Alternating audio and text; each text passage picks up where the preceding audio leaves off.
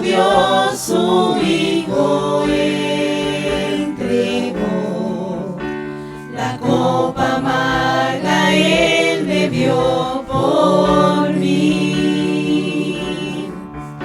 Tu sangre mi maldad lavó, gracias Cristo, fue satisfecha la ira de Dios. Gracias Cristo, su enemigo fui, y hoy me siento a tu mesa. Gracias Cristo,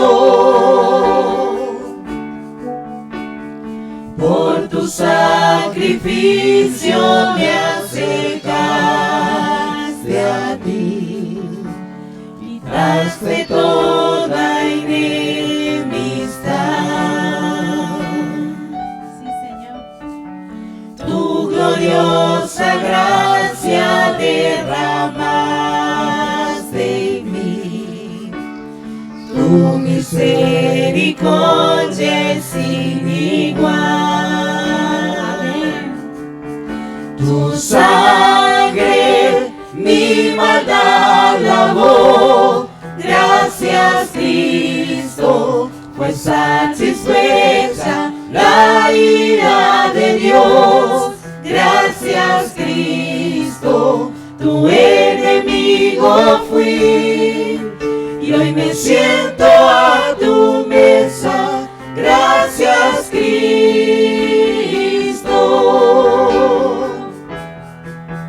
tu sangre mi maldad lavó. Gracias Cristo, fue satisfecha la ira de Dios. Gracias Cristo, tu enemigo fui, y hoy me siento a tu mesa. Gracias Cristo.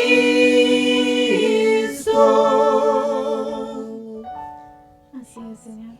Gracias, Cristo. Amén.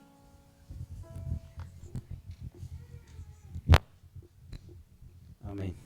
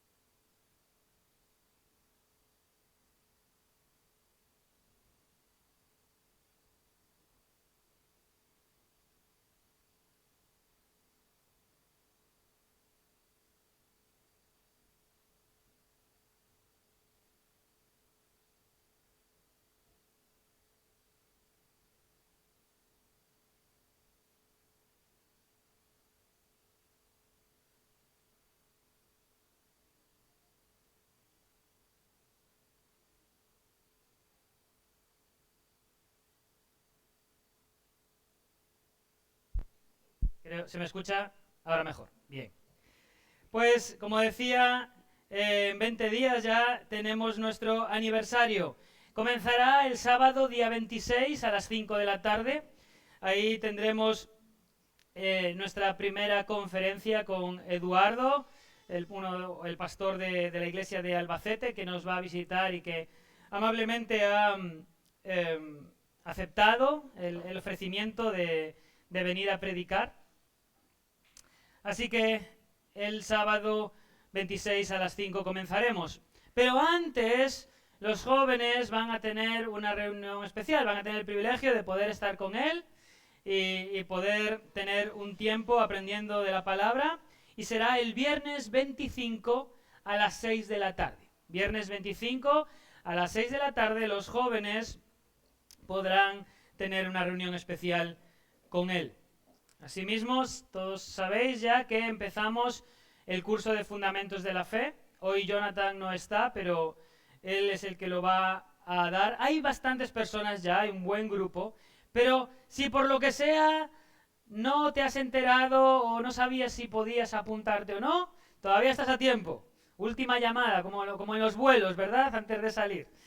Así que Hoy no está Jonathan, pero creo que podrás llamarle, si no podemos hacerlo por ti y ver si te puede hacer todavía un hueco. Así que va a empezar ya inmediatamente o muy próximamente Fundamentos de la Fe. También es primer domingo de mes, y no solo es culto de misiones, sino también es el momento en el que mostramos a la iglesia las cuentas del mes. Así que si me lo pueden poner, si alguno lo va a ver en casa, va a ver que la primera parte de la reunión no se ha grabado o proyectado. Ha habido problemas de todo tipo hoy en el sonido, así que gracias a los hermanos de imagen y sonido por el esfuerzo que están haciendo. Pero que nos pondrán ahora el informe económico. Como veis, segundo mes que estamos en superávit. Recordáis que el primer tramo del año estábamos un poco ahí justos, siempre quedándonos un poco por debajo, y ahora podemos ver que tanto en el cómputo mensual hemos ofrendado más de lo que habíamos previsto, y también tenemos un superávit en el acumulativo del año, a lo que correspondería hasta la fecha. Así que, hermanos, gracias, y gracias al Señor por la disposición que pone en nuestros corazones, ¿verdad?, para adorarle de esta manera, ofrendando. Si alguien quiere ofrendar, ya que estamos hablando de la ofrenda, como sabéis, ahí está el buzón, y sí que diría que es un buzón de ofrendas, porque ya hay varias veces que me han comentado los hermanos de contabilidad que se encuentran cosas ahí que no tienen que ver con la ofrenda, así que por favor utilicemos el buzón para la ofrenda, ¿de acuerdo? Porque a veces dejamos ahí cosas para lo que sea y no es el lugar. Buscaremos, quizá a lo mejor nos hace falta un buzón de sugerencias, ¿verdad?, en otro lado, en la oficina o algo. No tenemos nada parecido, pero utilicemos eso para el cometido que es para ofrendar, ¿de acuerdo? Y que yo sepa, no me quedan más anuncios. Bueno, sí, un anuncio más. Los hermanos de imagen y sonido, por diferentes circunstancias, están viendo limitados de personas, así que si hay alguien que se le dan bien los ordenadores, alguien de esta iglesia que no esté ejerciendo ningún ministerio ahora mismo, hermanos, el Ministerio de Imagen y Sonido necesita una mano, porque bueno, por diferentes circunstancias no pueden estar siempre o todos los domingos, así que si hay alguien que le gustaría, que puede hablar conmigo al terminar, ¿de acuerdo? Muy bien, dicho esto, hermanos, vamos a abrir la palabra y vamos a comenzar nuestro estudio en esta mañana.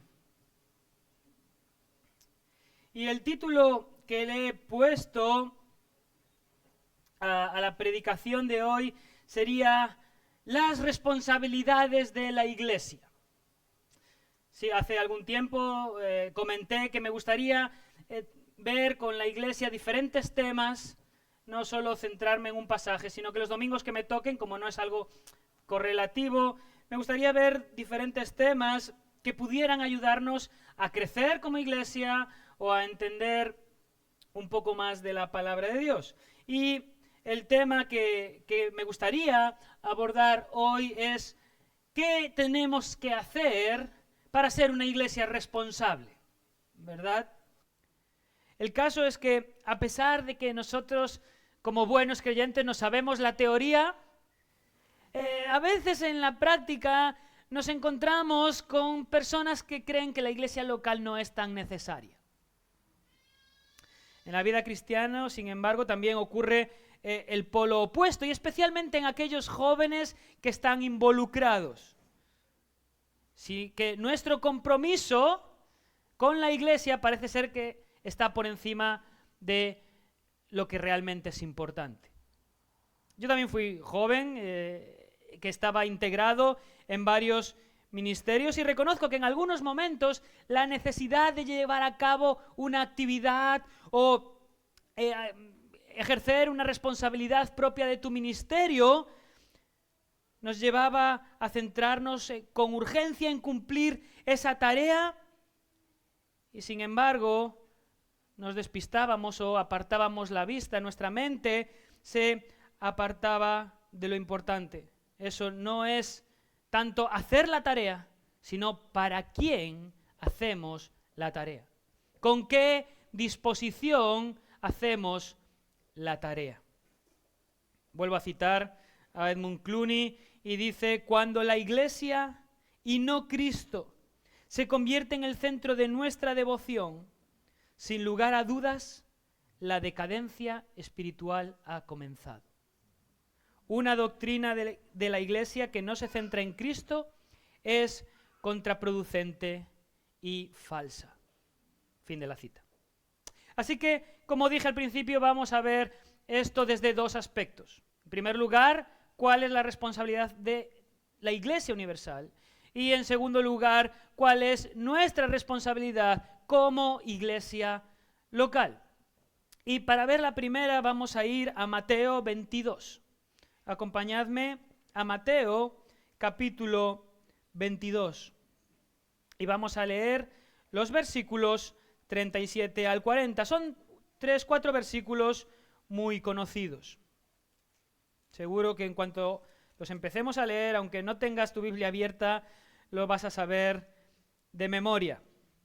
Mateo 22, 37 dice así: Jesús le dijo: amarás al Señor tu Dios con todo tu corazón y con toda tu alma y con toda tu mente.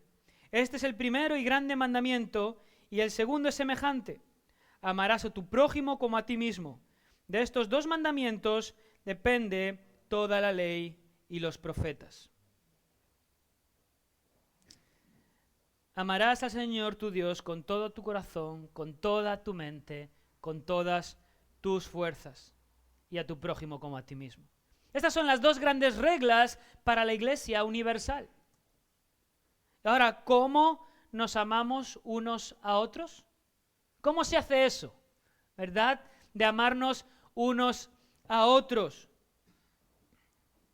En primer lugar, se hace amando a aquel que nos provee de ese amor, amando a Dios. No debemos amar porque sí, o porque si no creemos en Cristo, entonces Él nos va a castigar, o tenemos esa idea de juicio, sino porque Dios dice que Él derrama amor en el corazón de sus hijos si realmente eres un hijo de Dios. Ese es el motivo por el que nosotros amamos, porque Él nos provee de ese amor. Dice Primera de Juan 4:10, en esto consiste el amor.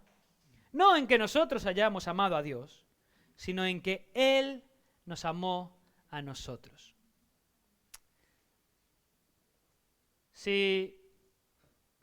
No voy a poner ningún ejemplo especial, pero hay muchos padres aquí, ¿verdad? Entonces, si a un padre le dicen: oye, es que tu hijo no se te parece en nada. Bueno, es mi hijo, ¿no? Aunque sea en el blanco de los ojos se tendrá que parecer, pero todos entendemos que en alguna manera nuestros hijos se nos parecen, ¿verdad? Lo mismo pasa con Dios. Porque si somos hijos nacidos de nuevo, transformados por el Espíritu de Dios, de alguna manera nos vamos a parecer. Y lo primero en lo que nos tenemos que parecer es en reflejar el amor de Dios si en verdad hemos nacido de nuevo. Porque el amor de Dios es uno de los mayores atributos o de los atributos que más resaltan de Dios hacia nosotros. Y ayer, cuando estábamos fuera en el campo como iglesia, los que habéis podido venir, estábamos hablando un poquito de esto, ¿verdad? De ese amor de Dios que no es un amor sensacional o es un amor de caridad, simplemente no, es un amor sacrificado unos por otros, de la misma manera que Cristo se sacrificó por nosotros. Dios no nos ama para ver si recibe algo de nosotros, sino que Él es quien provee todo lo necesario, primero para nuestra salvación, sabiendo que no le podemos ofrecer nada a cambio. Y segundo, para que nosotros mostremos ese amor. Fijaros en el pasaje en el que os acababa de leer, 1 de Juan 4:10. Si miráramos el versículo 9, nos dice que Dios mostró su amor enviando a su Hijo. Cantábamos antes que el cielo no podía proveer de nada mejor, porque no hay nada mejor en todo el universo, no hay nada más grandioso que nuestro Dios. Dios mostró su amor enviando a su Hijo. El versículo 10 que hemos leído dice que Dios nos ha amado proveyendo una solución para nuestros pecados. Cristo fue la propiciación por nuestros pecados. Y el versículo 13 dice que finalmente nos dio su Espíritu para que morara en nosotros. Aquí no hay, todo Dios lo ha dado, no hay nada que nosotros demos a cambio. Dios no necesita tampoco de nada ni de nadie, Él es autosuficiente. Y aunque necesitara de algo, nosotros tampoco tenemos nada para darle. Pero aún así nos amó. Así que esa es la manera en la que nosotros debemos amarnos unos a otros. Ahora, ¿cómo amamos a Dios, verdad? ¿Cómo se hace eso? Cuando a veces nuestra mente está tan ocupada de cosas, nuestras preocupaciones nos invaden y nuestro foco se desenfoca, valga la redundancia. Y no sé, quizás seas una persona que lleva poco tiempo en el Evangelio y estés diciendo, bueno, ¿y eso cómo se hace? Porque la realidad es que la mayoría de las personas, cuando venimos a la fe, venimos con muy poca información, ¿verdad? Hemos escuchado quizá, pero no tenemos una experiencia de lo que es ser cristiano hasta que el Señor nos regenera. Sí que es verdad que comprendimos la necesidad de la gracia, comprendimos la necesidad del perdón y fuimos guiados al reino de Cristo sobre una ola de profunda emoción por lo que nos estaba pasando en ese momento, pero apenas percibimos un poco de la realidad en la que estábamos siendo colocados. Sospechamos que Él es bueno, pero todavía quizá no hemos hecho un gran estudio de quién es Él. Es un poco como el noviazgo, ¿verdad? Tú piensas en casarte, en formalizar una relación, en vivir el resto de tu vida con esa persona. Solo sabes que cada vez que la ves, el corazón palpita más fuerte. Pero cuando te vas de luna de miel y empiezas a estar 24 horas con esa persona, te das cuenta de que no siempre es exactamente como tú pensabas. Pero no importa, te da igual esas pequeñas manías porque amas a esa persona. Pero luego, después de la luna de miel, llegas a casa, ¿verdad? Y entonces descubres que la vida de casado no es exactamente como tú esperabas, no es una vida idílica todo el tiempo, pero no importa, porque si realmente amas a esa persona, ese tiempo juntos no va a resaltar los errores. Lo que va a hacer es que el amor crezca y que el matrimonio se una cada vez más y esos errores van a desaparecer, se van a pulir, ¿verdad? Con Dios ocurre lo mismo. Cuanto más le conozcamos, cuanto más tiempo pasamos en su palabra, entonces más le amaremos. Nunca la expresión conocer es amar ha sido más verdad que cuando conocemos a Dios. Según crecemos en el conocimiento de su carácter, según estudiamos su palabra, según pasamos tiempo en oración, no vamos a hacer otra cosa que no sea amarle cada vez más. Y esto explica la razón por la que Romanos 12:2 afirma que nosotros somos transformados por la renovación de nuestra mente. Llegamos a comprender quién es Dios y somos cambiados. Nuestros afectos se distancian de las cosas de menos valía y se concentran en Él. Si queremos sentir un amor más profundo de Dios, debemos aprender a ver con claridad quién y cómo es Dios. Porque la realidad es que la mente no puede amar aquello que no conoce. Eso es imposible. De hecho, fijaros hasta qué punto esto es verdad en la enseñanza de Cristo, que dice, mira, si no amas a tu hermano a quien ves y conoces personalmente, entonces no me puedes amar a mí. Porque sí, me conoces por el estudio de la palabra, pero ni siquiera me ves. Ese es el gran cometido de la Iglesia Universal, mostrar el amor de Cristo. Y he incidido un poco en el conocimiento, y alguno puede estar pensando en 1 Corintios 8:1, que dice, el amor edifica, pero el conocimiento envanece. Bueno, ¿qué hacemos entonces con este versículo si nos estás diciendo que hay que conocer cada vez más a Dios? Bueno, es cierto que adquirir conocimiento por conocimiento, o pretender usarlo como un arma o como un beneficio personal únicamente, decíamos ayer que no tiene mucho sentido. Pablo, cuando habla de ejercer los dones sin amor, 1 Corintios 12 y 13, que decíamos que es como esa campana que suena y el sonido se pierde. Pero adquirir conocimiento sobre aquel a quien amamos para amarlo más y para reflejar nuestro amor a los hermanos y amor práctico que edifique la iglesia, eso es lo que realmente aprovecha. Amar a Dios de una forma más profunda siempre será para nuestro beneficio y para beneficio de aquellos que nos rodean. Ese es el cometido como iglesia, como parte de la iglesia que somos. Ahora, ¿cómo trasladamos esto a la iglesia local? Bueno, vamos a otro pasaje, vamos a Hechos, capítulo 2. Hechos de los Apóstoles, capítulo 2.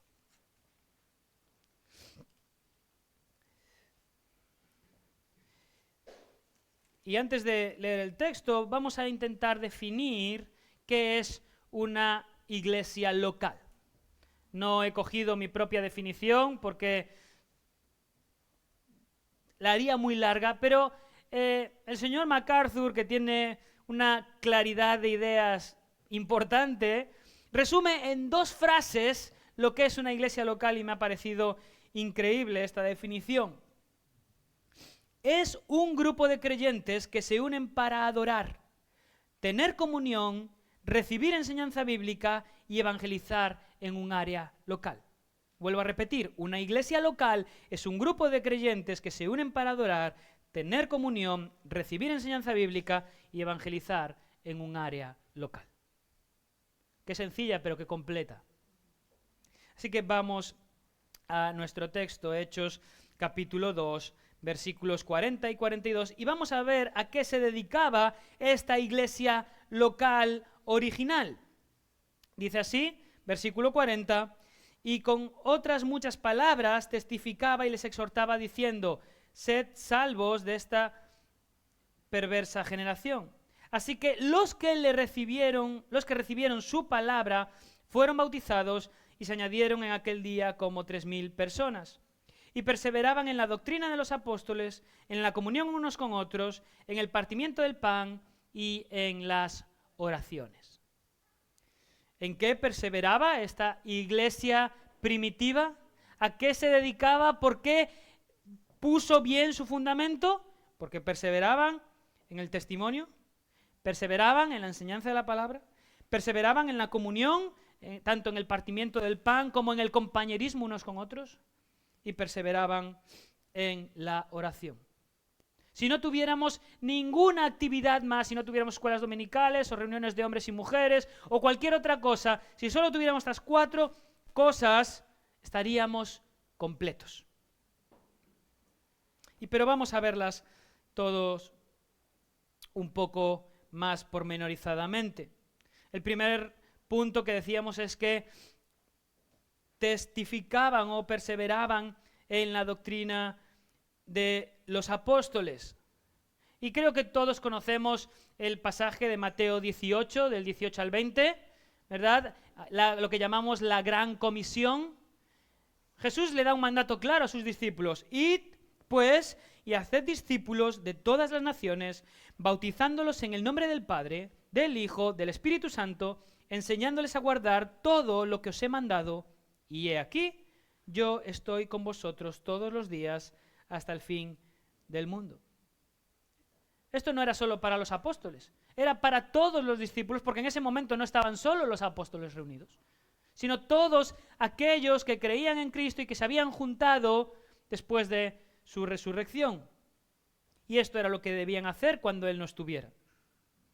Y básicamente es lo que encontramos que estaba haciendo esta iglesia de Hechos de los Apóstoles. Así que el primer punto es que testificaban con un propósito, perseveraban en esta doctrina con un propósito: hacer discípulos. Hacer discípulos. Este es el único imperativo que hay en este pasaje. Es una orden directa de Dios para sus seguidores. Es una comisión que descansa sobre la absoluta autoridad de Cristo sobre el universo. Y aún todo aquello que no vemos en el cielo y seres angelicales. Bajo su absoluta autoridad, Él manda que hagamos discípulos. Por lo tanto, nuestra primera tarea como cristianos es obedecer este mandato. Y yo sé que no siempre es fácil, ¿verdad? Cuando nos enfrentamos a alguien, no un enfrentamiento agresivo, sino cuando estamos ante una persona que no quiere escuchar del Evangelio, bueno, qué complicado es poder a veces mostrarle el Evangelio, pero tenemos que entender que todos tenemos esta responsabilidad. En mayor medida o en menor medida. Quizá no tengas el don de evangelismo, pero no importa. Aunque sea en poco, tienes que tener la capacidad de testificar a otros. Y esta es la primera de las cuestiones. La segunda y otra de las formas prácticas de cumplir esta comisión es directamente discipular a aquellos que vienen a la fe. Enseñar a aquellos que han pasado a formar parte de la familia de Dios. ¿Qué es lo que tenemos que hacer con estas personas? Bueno, el propio pasaje nos lo decía. Tenemos que enseñarles todo lo que Jesús mandó. Debemos mostrarle su majestad. Debemos mostrarle quién es Él. ¿Por qué es importante obedecerle? De hecho, algo nos comentaba Sergio el miércoles, ¿verdad?, acerca del discipulado, que es un pilar fundamental de la iglesia para que la iglesia crezca fuerte. Es esencial para su crecimiento y desarrollo. Como vimos antes, cuando uno es un recién llegado a la iglesia, no tiene más que el gozo de pertenecer a la familia de Dios, del convencimiento de haber sido salvo de sus pecados y que sus cuentas pendientes con Dios han sido redimidas. Muchas veces estas personas no saben cómo comportarse o por qué hacer esto y no hacer aquello, ¿verdad? Entonces necesitan que nosotros de una manera práctica se lo enseñemos. De lo contrario, cuando esto nos enseña, al final tú te adaptas, ¿verdad? Si tú ves a media iglesia haciendo una cosa, tú dices, bueno, aquí es como se hace así, entonces yo también la voy a hacer así, porque es la costumbre, ¿verdad? Pero si no enseñamos el fundamento que hay detrás de lo que hacemos, entonces simplemente se va a hacer por repetición y lo único que vamos a crear es una iglesia sin un fundamento. Una iglesia que va a seguir una liturgia o que van a afianzarse en tradiciones, pero que no van a saber si esas tradiciones están bien o no están bien. Si esto era algo opinable, como si pasamos ahora o hacemos la mesa del Señor al principio de la reunión o al final, ¿verdad? Bueno, es opinable, podemos hacerlo al principio o podemos hacerlo al final. No tiene mayor relevancia, o en el medio como lo hemos hecho hoy. Pero necesitamos enseñar y discipular a las personas para que entiendan dónde está lo verdaderamente importante y dónde está aquello que simplemente son formas que pueden funcionar mejor con este grupo de personas o en este contexto y quizá necesiten ser cambiadas para otro contexto, ¿verdad? Tenemos que saber por qué hacemos lo que hacemos, porque todo en la iglesia debe girar en torno al hecho de que cada uno de nosotros y lo que hacemos como congregación debe darle gloria a Dios. Fíjate cómo lo explica Pablo a Timoteo, enseñándole a ser un buen pastor. Le dice en 2 de Timoteo 2:2, lo que has oído de mí ante muchos testigos, esto encarga a hombres fieles que sean idóneos para enseñar también a otros. Básicamente lo que le está enseñando Pablo a Timoteo aquí es la forma correcta de transmitir la sana doctrina.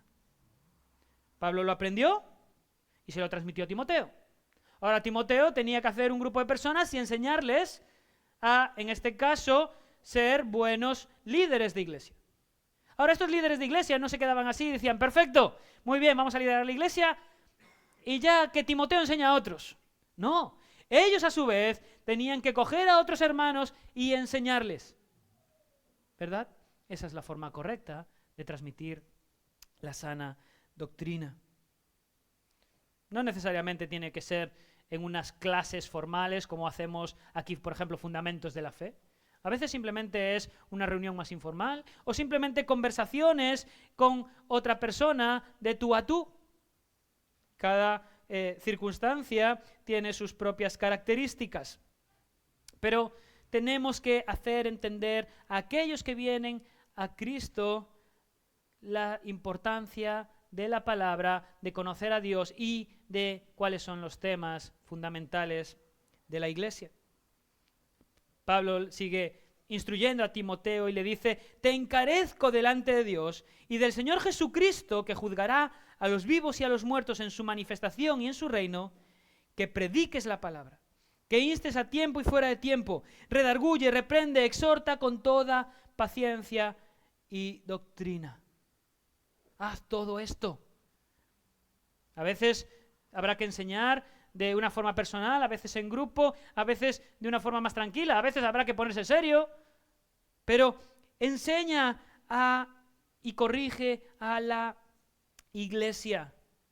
Y este es el alma de la iglesia. Si no hay una sana doctrina, si no hay una enseñanza adecuada, entonces la iglesia va a ir dando bandazos. Esto es como un coche que va sin frenos. Puedes ir bien cuando vas despacio, pero en el momento en el que te aceleres un poquito, en la primera curva te vas fuera. Con la iglesia es lo mismo. Si no hay un buen fundamento, será cuestión de tiempo que la iglesia caiga en la ruina.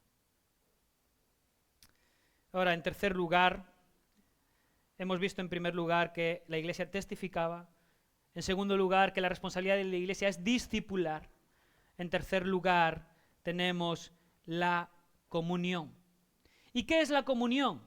Es el deber de todos los creyentes de estimularnos unos a otros en la santidad y en la fidelidad a Dios. Esa es la comunión. El ser compañeros unos con otros. El animarnos a seguir adelante en el camino correcto. No dejando que alguien se quede atrás. No dejando que alguien haga caminos nuevos, inexplorados, sino ayudando unos a otros, sin importar el rango. No hay rangos delante de la iglesia, ¿verdad? Dentro de la iglesia, perdón.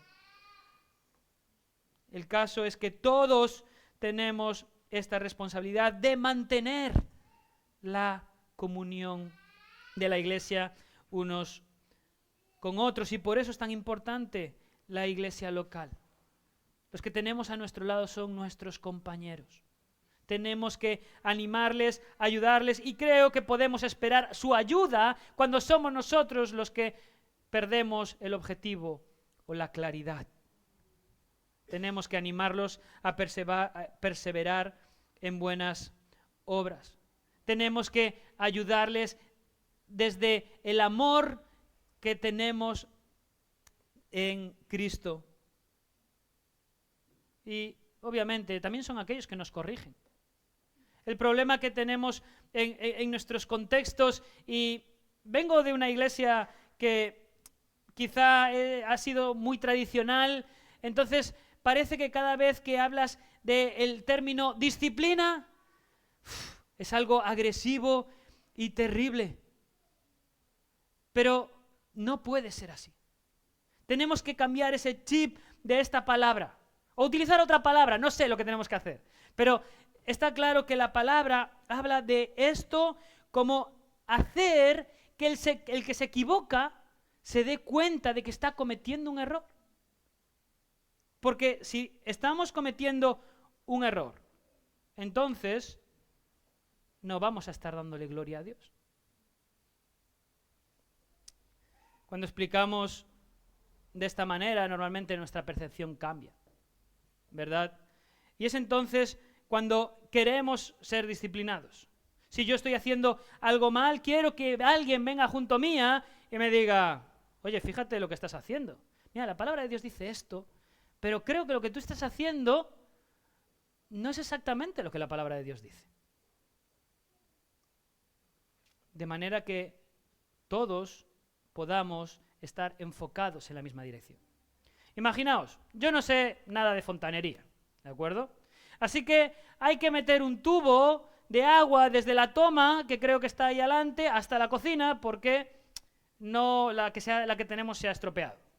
Entonces yo voy al sitio donde venden de ferretería y compro un tubo, y alguien que sí sabe ve que yo estoy poniendo un tubo que es para pasar cables eléctricos, que no es de nada de agua.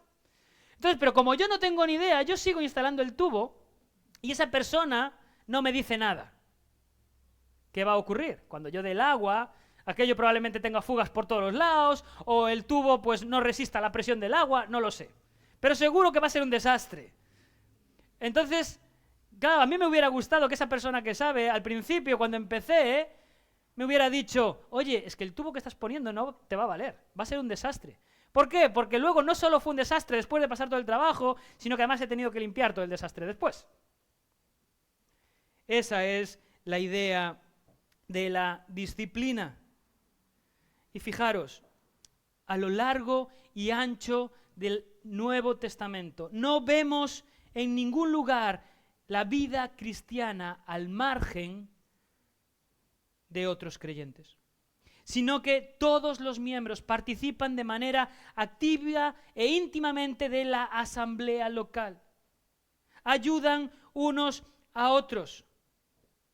Y a veces, cuando vemos a un hermano que no está haciendo las cosas bien, aunque no nos apetezca, porque esa es la realidad, no nos gusta ir a junto al otro y decirle, mira hermano, creo que te estás equivocando. ¿Por qué? Porque cuando lo hacemos a veces tememos una respuesta negativa, ¿verdad? O decimos, bueno, él sabrá, él sabe más que yo. Bueno, si lo está haciendo mal, no es que sepa más o menos que tú, es que está desenfocándose del objetivo. Todos tenemos esa responsabilidad. Ayudar a los hermanos y servir en donde Dios nos ha colocado en armonía con los demás, preocupándonos unos por otros. ¿Para qué? Simplemente para que el cuerpo funcione correctamente. Porque a veces perdemos de vista, y yo reconozco que a veces he perdido esto de vista, si un órgano del cuerpo no funciona correctamente, ¿qué pasa? Hay que ir al médico. Esto es así. Pero si los demás, que somos los médicos, no intervenimos en ese órgano, entonces el cuerpo se va a ver afectado, todo el cuerpo se va a ver afectado. Así que nosotros debemos trabajar para que nuestro cuerpo de iglesia local funcione correctamente. Así que hemos visto en primer lugar que perseveraban en la doctrina de los apóstoles, testificando, perseveraban en la comunión unos con otros,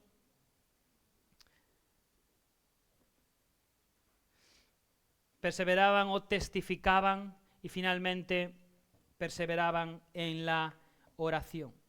Y si decíamos que la predicación era el alma de la iglesia, La oración es el corazón de la iglesia. Una iglesia sin oración, sin oración, está muerta. Y está muerta porque si no hay oración tampoco va a haber pasión. Pasión por Cristo, pasión por testificar, pasión por predicar la palabra, pasión por evangelizar a aquel que no conoce. Si no hay oración no va a haber pasión. Y Jesús prometió a los discípulos que Él obraría en base a sus oraciones. De manera que la iglesia primitiva se enfocó en la oración buscando la provisión divina para sus necesidades, pidiéndole ayuda al Señor en todas y cada una de las circunstancias difíciles que se le plantearon, porque no fueron pocas.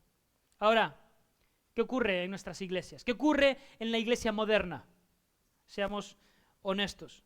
¿Cuántos deseamos venir por encima de sentarnos en el sofá, venir a orar los miércoles a la noche? ¿Cuántas veces nuestro cuerpo no nos dice, hombre, es que llevas un día muy cansado, yo creo que el sofá está mejor? No, tenemos que ser honestos, ¿verdad? Aún no solo pensando en nuestra oración como iglesia, ¿cuánto oramos en nuestras casas? En nuestro día a día. ¿Cuánto traemos a la mente cuando oramos las necesidades de los miembros de nuestra iglesia?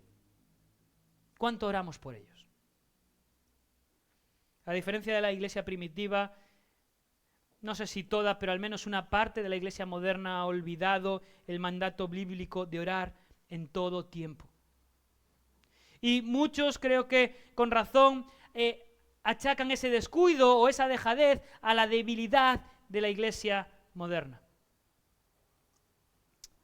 ¿Sabéis cuál fue el resultado de la iglesia que se enfocaba en estas 4 cosas? No solo de la iglesia primitiva, sino la iglesia que se enfocó en estas 4 cosas a lo largo del tiempo, a lo largo de los siglos, en cualquier época. El resultado fue que Dios obraba poderosamente a través de ella. Quiero terminar dejando una pregunta para que meditéis durante esta semana. ¿En qué tipo de iglesia quiero estar? ¿Qué tipo de iglesia queremos construir como congregación local? ¿En una que exalte el nombre de Cristo? ¿O una iglesia que, aunque no sea dinámica, va a afirmar mi vida en la palabra de Dios? ¿Poder ser un hombre o una mujer conforme a la medida de Cristo? ¿O me voy a conformar con una iglesia que me haga sentir bien, que no me dé mucho trabajo, que no me desafíe o no me confronte con la palabra de Dios? Porque bueno, tampoco soy tan mal cristiano, ¿verdad? Os reto a que pensemos en esto esta semana y a que busquemos cada día tiempo para orar y leer nuestra Biblia a solas, aunque sea un poco. Porque el Señor bendice a aquellos que le buscan. Amén. Vamos a orar. Padre Santo, sabemos que no siempre cumplimos lo que deberíamos, no siempre damos la talla de lo que tú demandas de tus hijos. Pero Señor, ayúdanos a enfocarnos en Cristo, a mirar hacia Él y a buscar correctamente lo que tú nos demandas. Padre, ayúdanos a ser hijos no perezosos, hijos que trabajan para tu gloria. Ayúdanos a hacer crecer la iglesia de una manera que te honre. Y Padre, si en algo nos hemos equivocado, perdónanos. Muéstranos cómo hacerlo mejor. Ayúdanos a confiar en ti, a depositar nuestra confianza en ti y a pasar tiempo contigo para amarte cada vez más como tú demandas y que ese amor se refleje en nuestros hermanos. Bendice a cada uno de mis hermanos aquí presentes, aquellos que están de viaje o que no pueden venir, guárdales tú también, Padre, y ayuda a cada uno según sus necesidades. Amén.